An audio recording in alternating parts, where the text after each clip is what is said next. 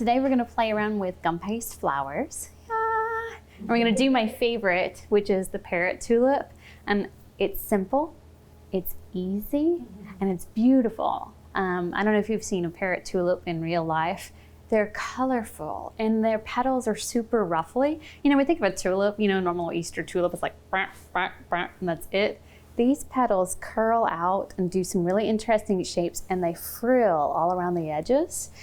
So it looks like a really fancy flower when you're done. And then we've just played with a handful of veiners and cutters and created something really cool.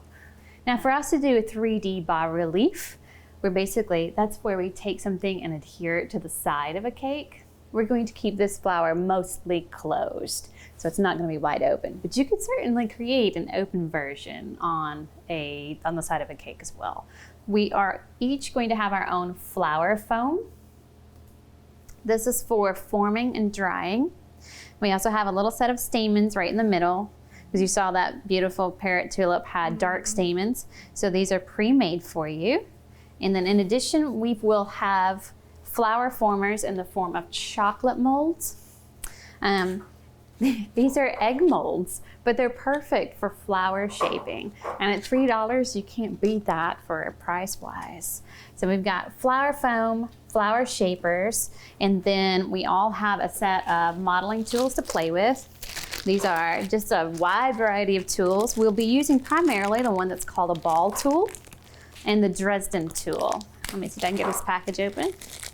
So the ball tool has the large ball on the end and a small ball. And then the Dresden tool kind of looks like a dental tool. Looks like a dental pick, that guy. So those will be the two we use primarily. You also have 2 wires, because we are going to play just a little bit with wires. Not too much, but a little bit. We've got a thin green one and a thin white. We also have a Dexter knife, very sharp. You guys have simple rolling pins, so you don't have to bring anything today. And then you also have 2 balls. One is Gumpaste and one is fondant.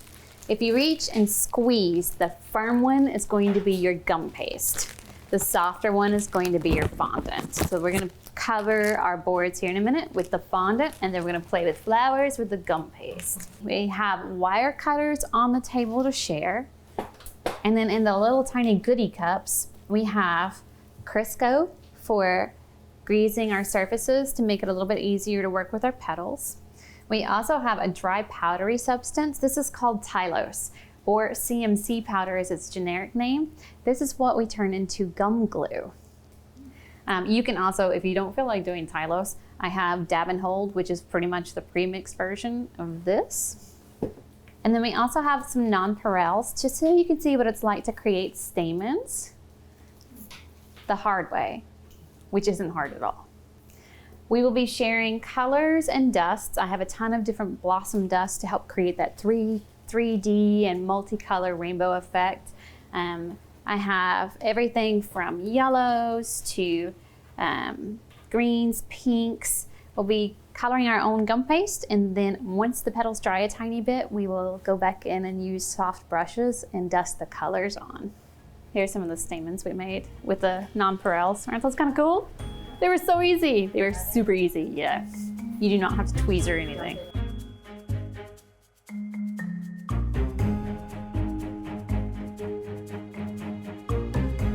First thing we're gonna do is actually cover our board with our fondant.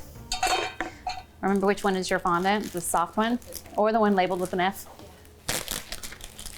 So the cornstarch is very useful when covering with fondant, but I don't use it too much when I'm playing with Gumpaste. This is Satin Ice fondant, I believe.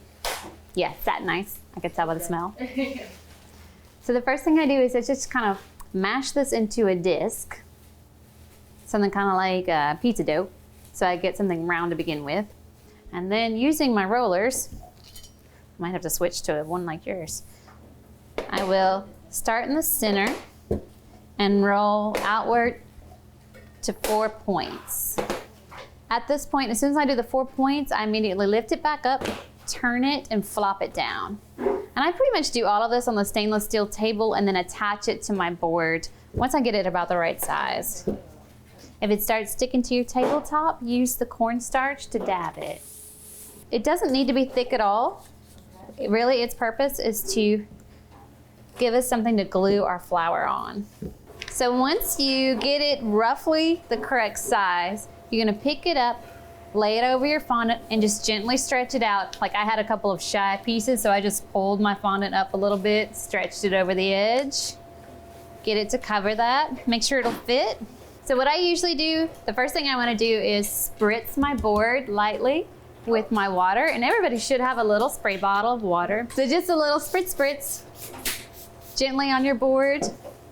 And then since we've sized this, we now pick it up, place it back in place, and get her to stick.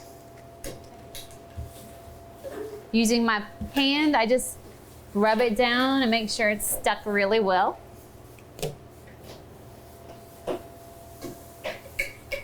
So I like to have a little clean edge. So the first thing I do is I fold it over, like I fold over that edge. And I've got a little spot that missed, so I'm gonna grab and just pull gently over the top edge. And then I use my knife, my paring knife. And the easiest way for me to do this is to get up and under it. I kind of hold it off to one side, and then I use my paring knife, and I just start cutting below the surface.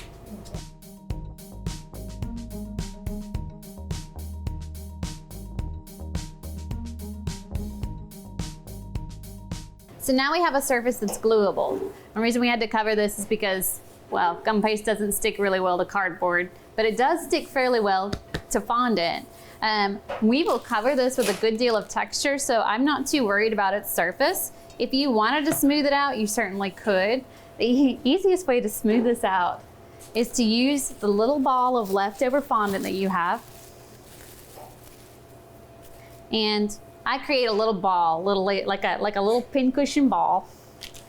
And you're gonna dip it onto your cornstarch, just like the dab it, dry, and then polish the top of your fondant.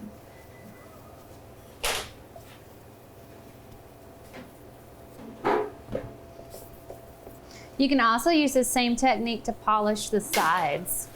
Those of you who know I make the fondant covered boards for our wedding cakes and groom's cakes. This is how I polish the side edges. So I just dab it and go around the outside edge. And I like to do most of this up on the turntable, so this is a good purpose for your turntable.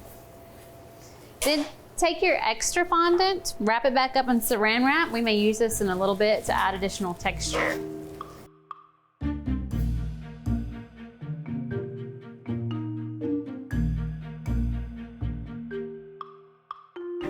Next thing we're going to do is begin by coloring up a little bit of gum paste in green.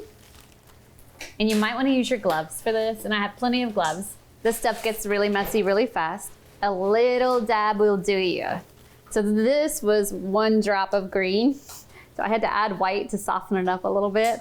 A little dab will do it. And we don't need very much. We just need about a golf ball size. You're gonna basically add color to this and just smash it up into your hands and smash it up into your hands. Gum paste it has more of the tylose in it. Actually, the tylose powder that we talked about, it has tylose in it. So the gum arabics and the tylose give it stretchiness and strength, as well as drying power. Sticking to my gloves. Yeah, it's the weirdest noise too. It's like slap, slap. Yes. And once you have that colored, we're going to take a little ball off of it, and the rest is going to go into our Ziploc bag. We're going to basically make the stem.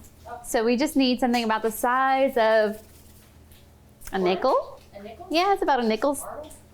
For this, I generally switch from cornstarch to Crisco. So a little tiny bit, a smidge of Crisco on my finger, directly onto the work surface where I'm about to roll.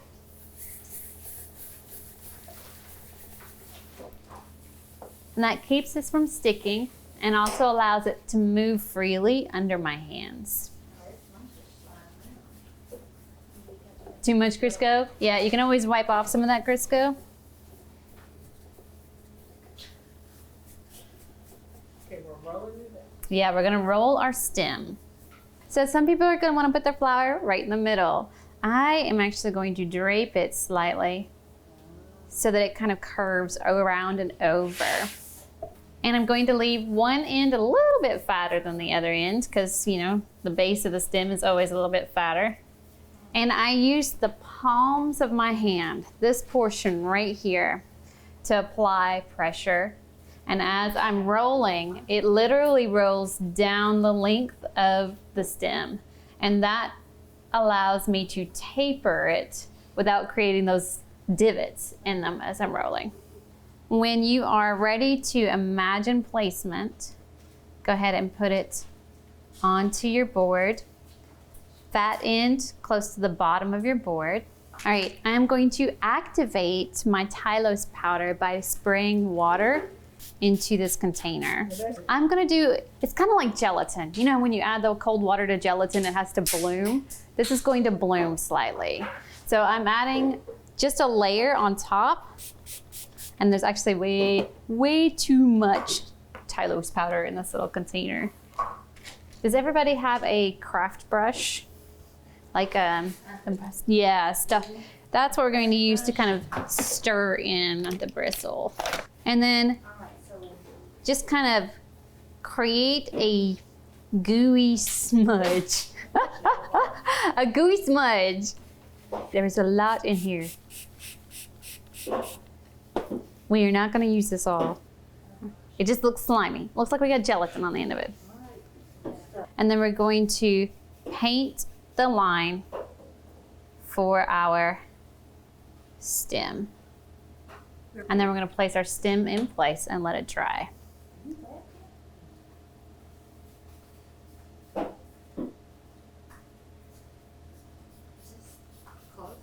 And just gently push it down onto the surface and it should glue itself in place. You don't want to over wet or glob your plaque. You just want to put enough to hold your piece in place so it doesn't move anymore.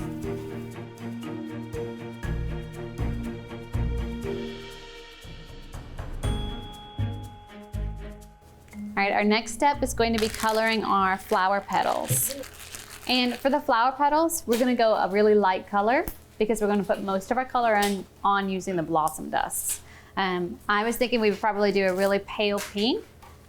If we go back, see how this one's a light blushy pink on the inside? So something very soft and pale. This one probably began as a pink and then added greens and purples to the luster or the blossom dust. So I'm taking a smidge out, I'm gonna wrap it back on the saran wrap. I'm going to put it back into my bag so I can keep track of it. And now we're ready to color our petals. I'm gonna flatten mine out into a little bit of disc and just put a little bit of color. To mix the color, the easiest way for me is to twist it and fold it over. Twist it and fold it over. I'm actually gonna add some more pink to mine. Same process. If you wanna keep adjusting, you just keep adding the color, work it, disperse it on the outside edge, and then begin twisting and folding it. And I'm gonna leave some of these striations in mine as well.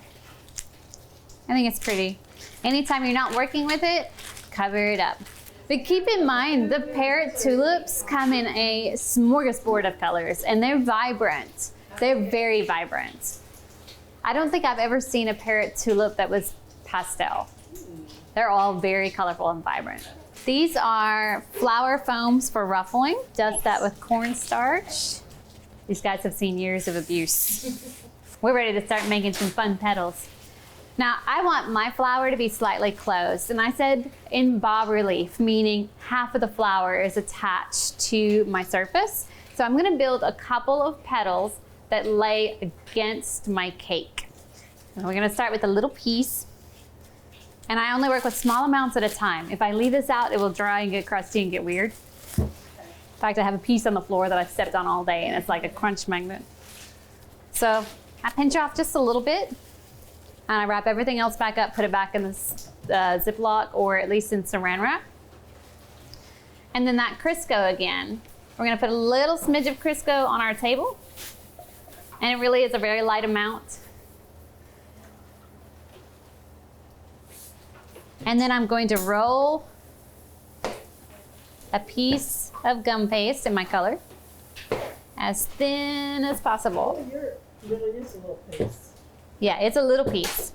Because if I work with too many big pieces at once, or if I work with too big of a piece, it'll dry and get cracked before I have a chance to do anything fun with it. And if you're rolling along and you're a little bit ahead, you can cover up your piece with saran wrap to prevent it from drying out. There are a variety of really cool cutters out on the table. And this one is primarily used for parrot tulips. He's got lots of ruffles on the top, lots of ruffles. So Daisy has the parrot tulip, and this guy is a large parrot tulip. I love this one. I only had a handful of that one. So we've got one cutter. We're going to press it down into our fondant. You want them to be really thin. Once you press down, you're going to use your palm and wiggle the cutter to get a clean cut loose.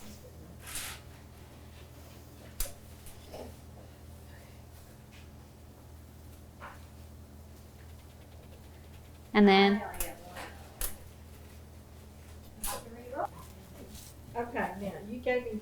we have big veiners on the table. I also have smaller veiners. But our next step is to take one of our petals and put it on our foam. Just press it onto the foam, just right on top. And then with the ball tool, we're going to come around and ruffle these edges. To ruffle the edges, you're going to put the ball tool halfway onto the board itself and halfway onto the petal, while putting your finger right down the middle to hold it in place. So your finger holds it down, and the ball tool thins out these edges. Yeah.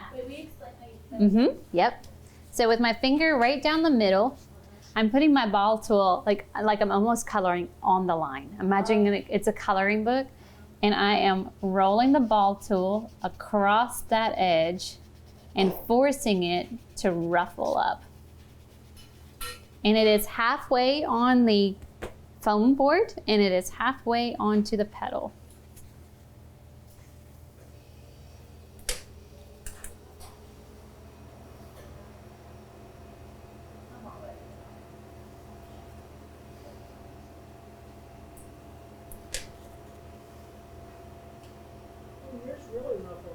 And I'm going to show you the next step because I know some of you are ready. You're actually going to put this down on your veiner, and your veiners are two-part. You put it down into the mold, and you take the second half and press them together gently. When you have pressed it, you then open up your veiner, and you should end up with indentions. Look at that. Exactly. Now the next step, before it has a chance to dry, we're going to peel this up slightly and put it in our little egg molds and let it curve up a bit. And then as soon as you get that into your egg mold, grab the second one and do exactly the same thing. So to demonstrate one more time, I'm placed it onto my mat, and I'm putting the ball tool halfway onto the foam, halfway onto the very edge of my petal. And I am wrinkling the heck out of it.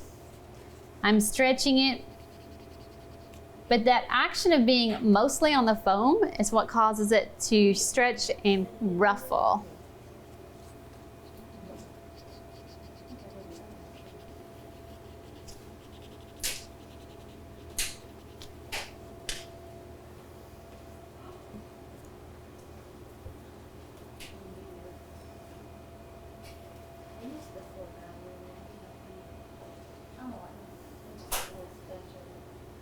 And then place your two sides of the mold together, smash it a little bit.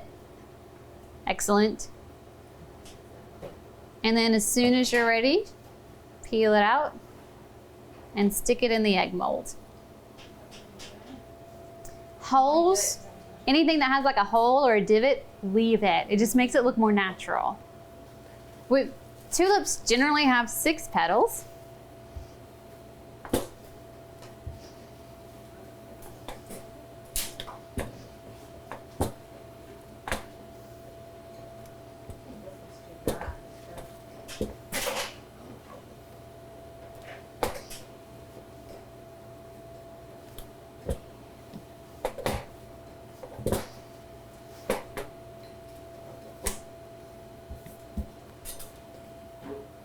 So we're shooting for 6 total. You want to do silk flowers in the future? You're like, I'm just gonna cut a daisy. This will take me 2 weeks to make a cake.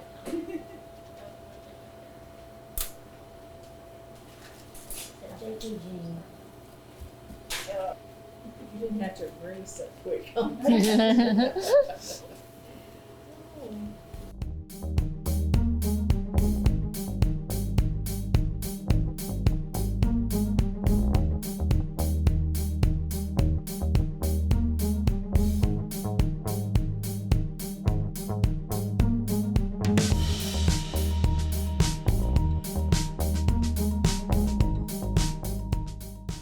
So for this flower, I'm going to do the first 5 petals with the curve, but I'm going to save my last petal for some movement in the flower. So instead of being the same curve as everything else, I'm going to do it very last when I'm ready to assemble this flower. So 5 petals, and then we'll work our 6th one into the final. 5 just alike. 5 just alike, ish. 5 of the same cutter and the same veiner. Right. We're actually going to start coloring petals first. Then for me, anytime I try to color a petal, once it's on a cake, I get dust everywhere. So it's a big old mess. So I dust my petals outside of the cake and then I place them. So we're gonna dust the insides first, then place our first 5 petals, and then we'll work some of the outside color too. And then we'll do our final petal, figure out where we wanna put it, color it, put it in place. So I'm gonna go back to the picture so you can see all these beautiful colors. I'm going to start actually with a really hot pink. And I'm going to put a little bit on the bottom of my brush and trying not to get it on foam or anything else. I'm going to dust off most of this. And then I'm going to choose my petal, probably the one that I started with. It'll be the most firm, it's already holding shape. And I'm going to come in and just dust that with some color. And you can decide how vibrant you want it. And it just adds that hint of color. And you'll do front and back. And I know everybody's gonna have different color choices. So you have to come tell me what you wanna play with. I have some beautiful like candy cane colors. So I'm gonna brush the back as well.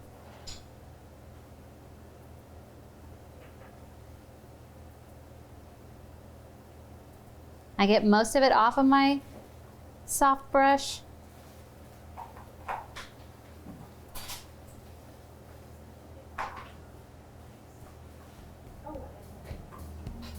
And then I place them back into my mold. Continue the process with all 5 pre-veined petals. And then begin layering additional colors. So here I'm switching to yellow, and I am now adding a little bit of purple, petal by petal, layering all of the colors until you have bright, vibrant Parrot Tulip petals. Using a little bit of gum glue, start applying the petals to the back portion of your flower. A little bit of paper towel will hold it in place, and then add your stamens once you have the first 2 petals in place. Shape it, hold it. You have a little bit of time to work. The glue doesn't dry immediately, so you can place your petals until you're happy with the overall appearance, and then just use a little bit of paper towel or sponge to keep it in place. You'll do the back 4 petals, and then your front 2 petals will where you start getting life to the flower. So you can shape these and move them however you want. Make it open, make it close. And of course, I like to play with mine a little bit. So I place it and move it, place it and movement. final petal, I've just finished pulling out of the veiner and then colored it, and it has a lot of flexibility. So I can raise it up high, or I can drop it down lower. I can move it completely.